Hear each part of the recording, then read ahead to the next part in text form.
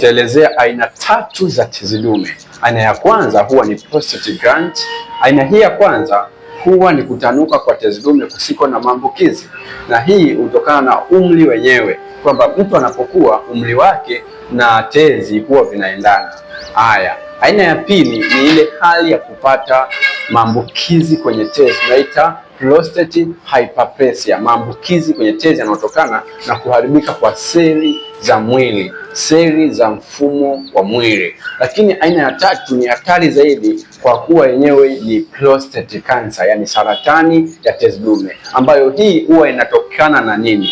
Huwa inatokana na kuwepo kwa tezi dume, yani ile hali ya prostate gland, ile tezi dume ya mwanzo imekaa kwa muda mrefu bila kutibiwa, inakuja kusababisha kuharibika kwa seli. Seli zikishaharibika kunaweza kutengenezeka kidonda, kidonda kinakuja kuzaa tatizo la kansa. Sasa wewe mwanaume ambaye unanisikiliza, kabla hujafikia kwenye hii hatua ya 3 ya tezi dume, tafadhali tafuta tiba mapema, kwa sababu tiba ziko na pona bila kufanyia upasuaji. Ikishafikia kwenye hatua ya saratani, huwa ni ngumu sana kuitibu. Mara nyingi lazima ufanyie upasuaji na pengine utumie gharama nyingi sana kwenye kutibu. Leo niko hapa kukusaidia kutibu tezi dume bila kufanyia upasuaji. Ni wewe kufanya maamuzi leo, nami nitakusaidia. Asante. Naitwa Dr. Emmanuel, daktari wa afya binadamu. Thamini afya yako na uishi maisha marefu.